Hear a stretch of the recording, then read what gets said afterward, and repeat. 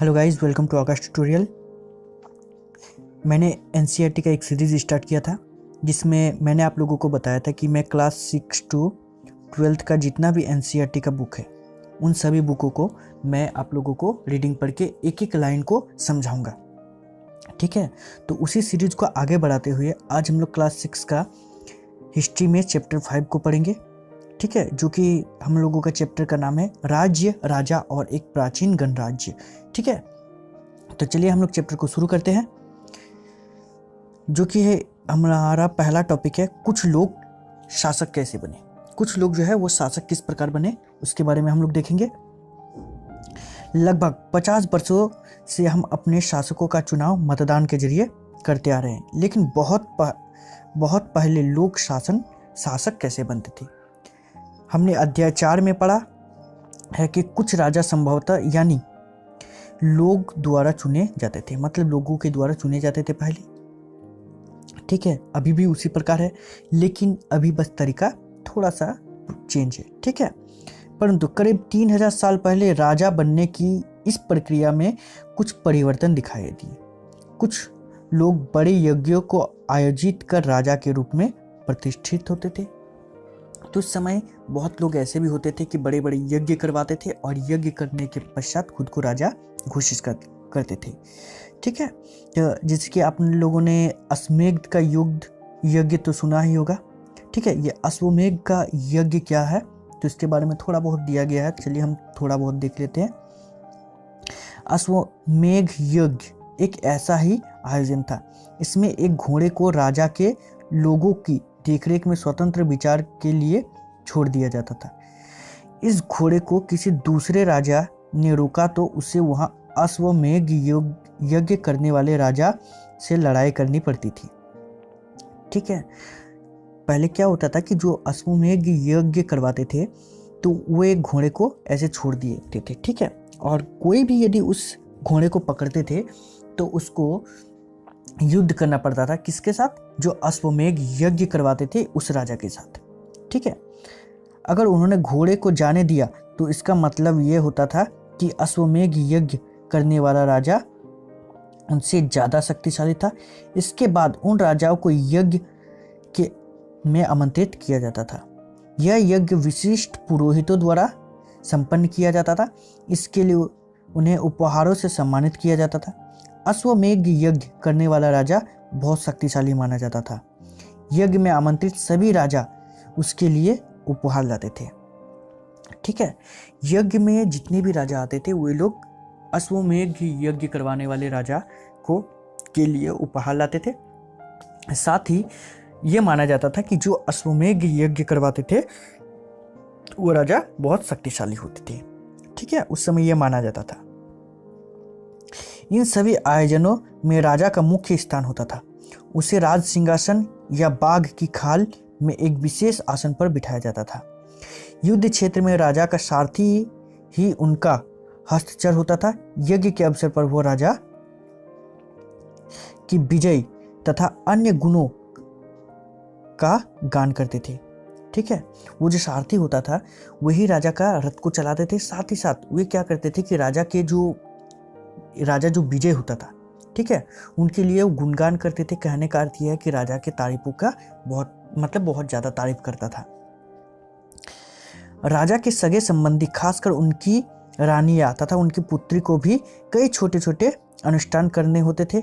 अन्य सारे आमंत्रित राजाओं का काम सिर्फ बैठकर यज्ञ की पूरी प्रक्रिया को देखना भर था, लेकिन उसमें जो जितने भी राजा आते थे उनका काम सिर्फ एक ही होता था कि वो राजा के यज्ञ में आए और वहां पर वो बस यज्ञ को देखे। राजा के ऊपर पुरोहित पवित्र जल के छिड़काव के साथ साथ अन्य कई अनुष्ठान करता था। 20 अथवा वैश्य जैसे सामान्य लोग उपहार लाते थे जिन्हें पुरोहित शूद्र मानते थे। उन्हें कुछ अनुष्ठान में शामिल नहीं किया जाता था। ठीक है, वैश्य जो थे और विष क्या होता है, वैश्य क्या होता है कि मैंने इसके पहले वाला वीडियो में आप लोगों को समझा दिया है। ठीक है, तो आप उस वीडियो को भी देखिएगा तो आप लोगों को समझ में आ जाएगा कि ये क्या है। ठीक है, और जो ये लोग आते थे, ठीक है, स्पेशली विष और वैश्य से, पुरोहित क्या करते थे, उन लोगों को शूद्र मानते थे। शूद्र मतलब नीची जाति का लोग मानते थे, ठीक है, नीची जाति के मानते थे। नेक्स्ट हमारा जो है टॉपिक वो है जनपद। महायज्ञों को करने वाला राजा अब जन के राजा ना होकर जनपदों के राजा माने जाने लगे। जनपद का शाब्दिक अर्थ जन के बसने की जगह होती है। कुछ महत्वपूर्ण जनपद मानचित्र 4 में दिखाए गए हैं। वैसे मैं आप लोगों को जनपद और महाजनपद को बता दे रहा हूँ, ठीक है। जनपद का मतलब होता है कि जब बहुत सारे लोग हो, ठीक है, और वो सभी लोग मिलकर किसी एक को अपना राजा मानता हो, ठीक है, तो उसको कहा जाता था जनपद, ठीक है। अब क्या होता था कि उसी में जब वही जनपद बहुत बड़े भाग में बटा होता था, ठीक है, तो मान लेते हैं कि एक राजा है, दूसरा राजा है, तीसरा राजा है, ठीक है, तो और चौथा भी राजा, तो इन सभी जनपदों को मिला करके एक महाजनपद कहा जाता था, ठीक है। अब पुरातत्वविदों ने इन जनपदों की कई बस्तियां की खुदाई की है। दिल्ली में पुराना किला, उत्तर प्रदेश में मेरठ के पास हस्तिनापुर और एटा के पास अतरंजी खेड़ा इसके प्रमुख है। खुदाई में पता चला कि लोग झोपड़िया में रहते थे और मवेशी तथा अन्य जानवरों को पालते थे। वे चावल, गेहूं, धान, जौ, दाल, गन्ना, तिल तथा सरसों जैसी फसलें उगाते थे, ठीक है। वे लोग झोपड़ियों में रहते थे। उसके बाद कि वो मवेशी जो पालते थे, तो मवेशी पालने के साथ साथ वे लोग चावल, गेहूं, धान, जौ, दाल, गन्ना, तिल, सरसों ये सभी फसल को भी उगाते थे, ठीक है। लोग मिट्टी के बर्तन भी बनाते थे। इनमें कुछ धूसर और कुछ लाल रंग के होते थे। धूसर रंग के और लाल रंग के होते थे। कुछ विशेष प्रकार के बर्तन मिले हैं जिन्हें चित्रित धूसर पात्र के रूप में जाना जाता है, ठीक है। ये जो है, ठीक है, चित्र के आकार का है, तो इसी के कारण इसको चित्रित धूसर पात्र के रूप में जाना जाता है, ठीक है। इन बर्तनों पर चित्रकारी की जाती थी। ये आमतौर पर सरल रेखाओं तथा ज्यामितीय आकृति के रूप में होती थी। आप लोग देख सकते हैं, ठीक है। नेक्स्ट है हमारा महाजनपद। महाजनपद के बारे में देखते हैं। आप लोग जब पढ़िएगा इस ठीक है, सम्राट अशोक का, तो उस समय आप लोग देखिएगा महाजनपद के बारे में डिटेल में। खैर अभी हम लोग इस एनसीईआरटी में देखते हैं। करीब 2500 साल पहले कुछ जनपद अधिक महत्वपूर्ण हो गए थे। इन्हें महाजनपद कहा जाने लगा। वही जो जनपद जो होता था वो बड़ा हो जाता था, तो उसको महाजनपद कहा जाने लगा था। मानचित्र 4 में कुछ महाजनपदों को दिखाया गया है। अधिकतर महाजनपदों को एक राजधानी होती थी। कई राजधानियों में किलेबंदी की गई थी, अर्थात इसके चारों ओर लकड़ी, ईंट या पत्थर की ऊंची दीवार बनाई गई थी। महाजनपद जो थे, कुछ महाजनपद ज़्यादा इम्पोर्टेंट हो गए थे और इसी के कारण उन महाजनपद को क्या कर दिया गया था कि राजधानी घोषित करने के साथ साथ उनको चारों ओर से किलेबंदी कर दिया गया था। किलेबंदी करने का अर्थ होता है कि दीवार से घेर देना। जैसे कि मान लेते हैं कि ये कोई राज्य है, तो इस राज्य को चारों ओर से दीवार से घेर देना ही किलेबंदी कहलाता है, ठीक है। चलिए, ऐसा लगता है कि लोगों ने अन्य राजाओं के आक्रमण के डर कर अपनी सुरक्षा के लिए इन किलों का निर्माण किया था। कुछ राजा अपनी राजधानी के चारों ओर विशाल, ऊंची और प्रभावशाली दीवार खड़ी कर अपनी समृद्धि और शक्ति का प्रदर्शन भी करते थे। तो यहाँ पर हम लोगों को बताया जा रहा है कि कुछ राजा ऐसे होते थे जो कि दूसरे राजाओं के आक्रमण के डर से वो किलेबंदी कर देते थे। कुछ राजा ऐसे होते थे जो कि अपने साम्राज्य का समृद्धि को दिखाने के लिए कि मेरा राज्य इतना बड़ा है तो उसमें मेरा राज्य का अधिक विकास हो रहा है या अधिक संपत्ति है या तो फिर अधिक ताकतवर है, जिस समृद्धि को दिखाने के लिए भी वे लोग दीवार का इस्तेमाल करते थे या किलेबंदी करते थे, ठीक है। और इस तरह से किले के अंदर रहने वाले लोग और उस क्षेत्र में नियंत्रण रखा जा सकता था। नियंत्रण भी रखा जा सकता था किलेबंदी करके कि अब मान लेते कि इस राज्य के अंदर इतने सारे लोग हैं, ठीक है। इतने सारे लोग होने के बावजूद अब इन सारे लोगों पर नियंत्रण भी रखना जरूरी है और इसी के कारण किलेबंदी भी की जाती थी। इस तरह की विशाल दीवार बनाने के लिए व्यापक योजना की आवश्यकता होती थी और लाखों की संख्या में ईंट तथा पत्थरों का इंतजाम करना पड़ता था। हजारों स्त्री पुरुष तथा बच्चे ने इसके लिए अथक परिश्रम किए होंगे। इसके लिए संसाधन की भी आवश्यकता पड़ती होगी। तो अब इतने बड़े दीवार बनाना है तो इसके लिए परिश्रम की आवश्यकता होगी और साथ ही साथ जो दीवार बनाना है इसके लिए संसाधन की भी आवश्यकता होती थी। ठीक है। अब राजा सेना रखने लगे थे। सिपाहियों को नियमित वेतन देकर पूरे साल रखा जाता था। कुछ भुगतान संभवतः आहत सिक्कों के रूप में होता था। इन सिक्कों के बारे में तुम अध्याय 8 में पढ़ोगे। अध्याय 8 में हम लोग इसके बारे में देखेंगे डिटेल में, लेकिन यहाँ पर बताया जा रहा है कि राजा जो होता था वो अपने सेना को क्या करते थे कि भुगतान किस प्रकार करते थे, तो वो सिक्के देकर करते थे। ठीक है, सिक्के देकर वे उनका भुगतान करते थे। ठीक, चलिए नेक्स्ट है हम लोगों का टॉपिक, वो है कर।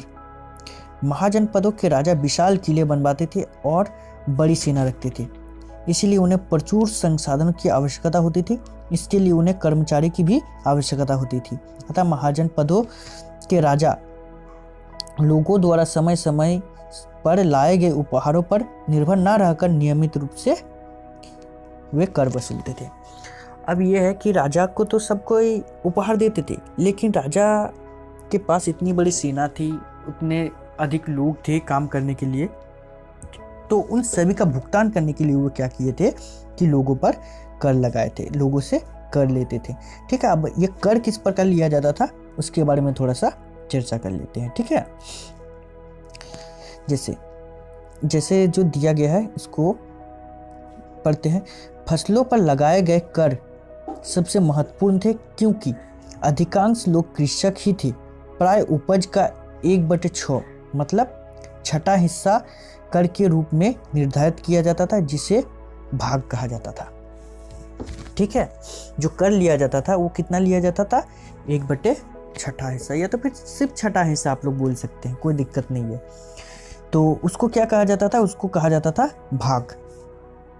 कारीगरों के ऊपर भी कर लगाए गए थे, प्राय श्रम के रूप में चुकाए जाते थे। जैसे कि एक बुनकर, लोहार या सुनार को राजा के लिए महीने में 1 दिन काम करना पड़ता था। ठीक है, ये था कर का दूसरा नियम। तीसरा था पशुपालकों को जानवर या उनके उत्पाद के रूप में कर देना पड़ता था, कि जानवर देना पड़ता था या जानवर से जो उत्पाद होता था वो देना पड़ता था। व्यापारियों को सामान खरीदने बेचने पर भी कर देना पड़ता था, कि सामान वो खरीदते थे या बेचते थे उसके लिए भी उसको कर देना पड़ता था। आखेटकों तथा संग्राहकों को जंगल से प्राप्त वस्तुएं देना पड़ता था, और आखेट और संग्राहक जो थे उन लोगों को क्या देना पड़ता था, कि जंगलों से जो उन लोगों को उत्पाद प्राप्त होती थी, जो वस्तु प्राप्त होती थी या जंगलों से जो वो लाते थे उनको भी कर के रूप में देना पड़ता था। अब आखेट और खाद्य संग्राहक किसको कहा जाता है ये भी मैंने चैप्टर 1 में आप लोगों को बताया है, बहुत अच्छे से बताया है। उम्मीद करते हैं कि वो भी आप लोगों को समझ में आ जाएगी। यदि नहीं आती है तो आप लोग कमेंट कीजिएगा, मैं आप लोगों के लिए वो फिर से डील करूंगा। ठीक है, चलिए नेक्स्ट हम लोगों का टॉपिक है कृषक में परिवर्तन। इस युग में कृषक के क्षेत्र में 2 बड़े परिवर्तन आए। फाल अब लोहे के बनने लगे। फाल किसको कहा जाता है, अब जैसे कि मान लेते हैं कि आप लोग देखे हैं कि हल का ये निचला वाला भाग होता है, ठीक है, जिससे क्या होती है, जुताई होती है। ये मान लेते हैं हल है, तो इसमें क्या होता था कि ये जो नीचे वाला भाग, ठीक है, पहले लकड़ी की होती थी, लेकिन बाद में क्या किया जाने लगा, इसको लोहे के बनाने लगे। इससे क्या हुआ कि इससे आसानी से मतलब जुताई की जा सकती थी। ठीक है, तो इसको कहा जाता है फाल। अब कठोर जमीन को लकड़ी के फाल की तुलना में लोहे के फाल से आसानी से जोता जा सकता था। इससे फसलों की उपज बढ़ गई। दूसरे लोगों ने धान के पौधे का रोपण शुरू किया, अर्थात खेतों के बीच छिड़क कर उपजाने के बजाय धान के पौधे तैयार कर उनका रोपण शुरू किया गया। ठीक है, अब पहले की तुलना में बहुत ज़्यादा पौधे जीवित रह जाते थे, इसलिए पैदावार भी ज़्यादा होने लगी। इससे कमर तोड़ परिश्रम कर लगता था। ये काम ज़्यादा अधिकतर दास दासी तथा भूमिहीन खेतीहर मजदूर करते थे। ठीक है, क्या होता था कि पहले जो लकड़ी का होता था उससे नुकसान होता था, मतलब जो कठोर जमीन होती थी, ठीक है, जो कठोर जमीन होती थी उन जमीन पर वे जुताई तो कर नहीं सकते थे। लेकिन लोहे के आने के बाद क्या हुआ कि वे लोग आसानी से उस कठोर जमीन का जुताई कर सकते थे। दूसरी बात यह है कि उससे क्या हुआ कि रोपण करने में भी सुविधा हुई, और रोपण की जगह से बीज छिड़काव करने से भी काम हो जाने लगा। साथ ही साथ क्या होता था कि ये सब काम जो होता था वो कौन करता था, तो दास करते थे या दासी करते थे, भूमिहीन खेतीहर करते थे और मजदूर करते थे। ठीक है, मजदूर को यहाँ पर कम्मर कहा गया है, देखिए ध्यान दीजिएगा, सॉरी कमकार कहा गया है। तो इस शब्द को भी पूछा जाता है। ठीक है, नेक्स्ट आपका है मगध। आपको पता है कि ये मगध क्या है? ठीक है, मगध भी एक महाजनपद है। ठीक है, और किसका महाजनपद है ये आप लोग कमेंट में बताइएगा मुझे। ठीक है, अब सूक्ष्म निरीक्षण में मगध के बारे में बताया जा रहा था, हम लोग मगध के बारे में भी थोड़ा बहुत देख लेते हैं।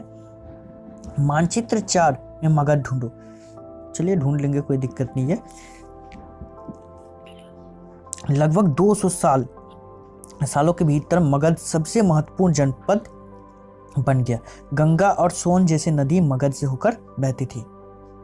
ध्यान देने वाली बात है कि गंगा और सोन ये दोनों नदी कहाँ से बहती थी? मगध से। यातायात, जल वितरण और जमीन को उपजाऊ बनाने के लिए बहुत महत्वपूर्ण थी। मगध का एक हिस्सा जंगलों से भरा था।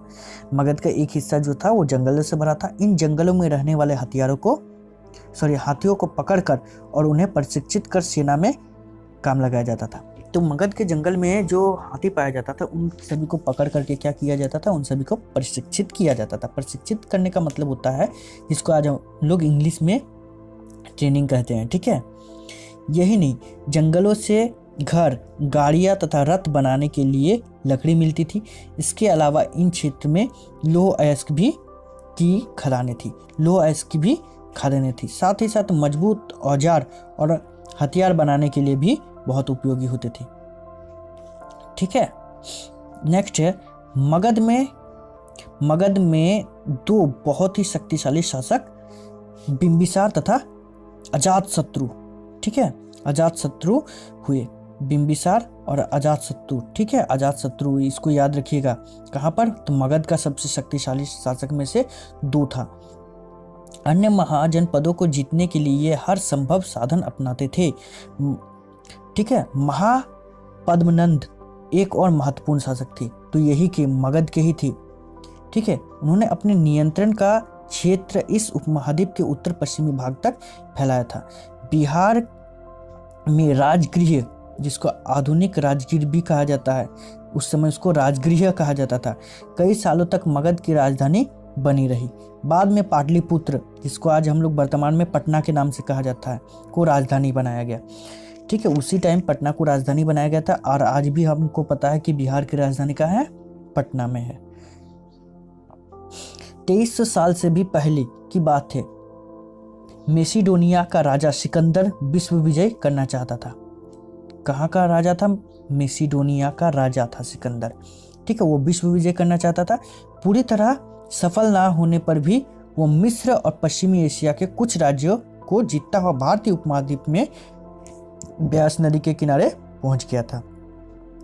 जब उसने मगध की ओर कुछ करना चाहा, मतलब हमला करना चाहा, तो उसके सिपाहियों ने इनकार कर दिया। वे इस बात से भयभीत थे कि भारत के शासकों के पास पैदल रथ और हाथियों की बहुत बड़ी सेना थी।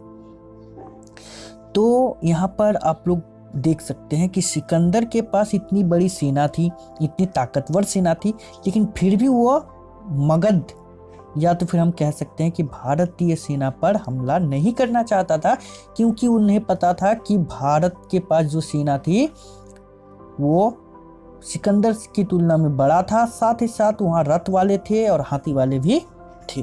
ठीक है, याद रखिएगा।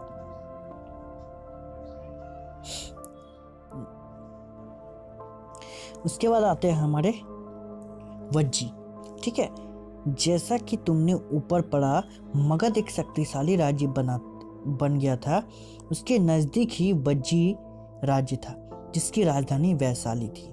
ठीक है, यहाँ एक अलग किस्म की शासन व्यवस्था थी जिसे गण या संघ कहते हैं। तो वज्जी में किस प्रकार की शासन व्यवस्था थी? तो गण थी या फिर संघ थी। ठीक है, गण या संघ में कई शासक होते थे। कभी कभी लोग एक साथ शासन करते थे जिसमें से प्रत्येक व्यक्ति राजा कहलाता था।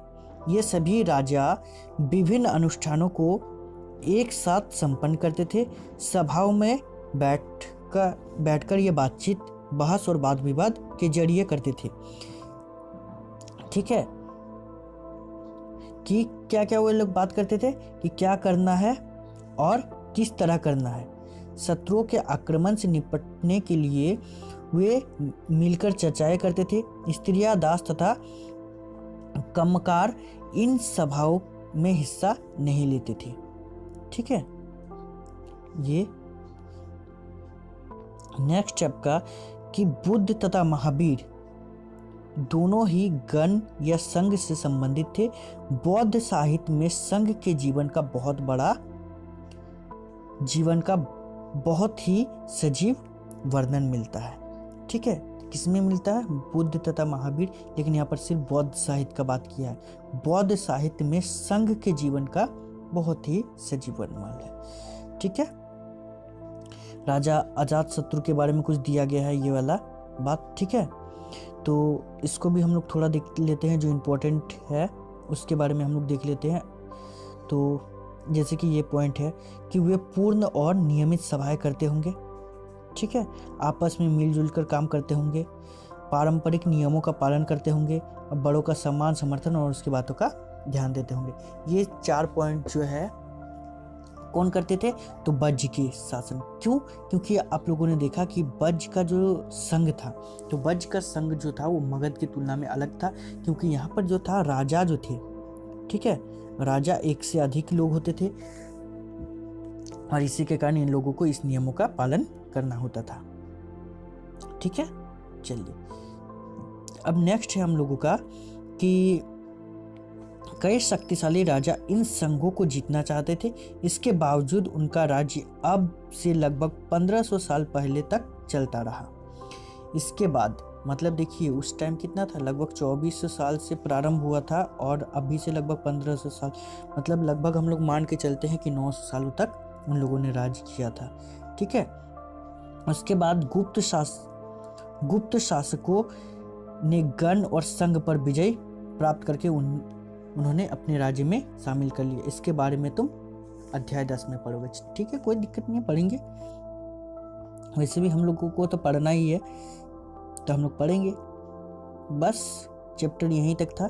चैप्टर में वैसे कुछ खास नहीं है, लेकिन बहुत कुछ हम लोगों को फिर भी जानने का मौका मिला। और वैसे जहाँ तक बात है कि आप लोगों का NCERT बुक ख़त्म करने का, ठीक है, तो उस पर आप लोगों को टेंशन नहीं लेना है, वो टेंशन मेरा है। मैं आप लोगों को 7 दिन के अंदर, ठीक है, 7 दिन के अंदर मैं आप लोगों को क्लास 6 का जो है पूरा का पूरा हिस्ट्री, जियोग्राफी और जो आपका सिविक्स है, ठीक है, ये तीनों मैं आप लोगों को 7 दिन के अंदर बना के दे दूंगा। कोई दिक्कत वाली बात नहीं है। और साथ ही साथ ऐसे बहुत सारे टॉपिक है जिसको मैं फेस वीडियो के साथ आप लोगों को पूरे डिटेल में बताऊंगा। ठीक है, जिससे कि आप किसी भी एग्जाम का प्रिपरेशन कर रहे हो वो आपके लिए आसान हो जाएगा। ठीक है, हर एक टॉपिक को हम लोग डिस्कस करेंगे, हर एक टॉपिक, ठीक है, हर एक शब्द जो इम्पोर्टेंट शब्द है उन शब्दों को भी हम लोग डिस्कस करेंगे। ठीक है, धन्यवाद।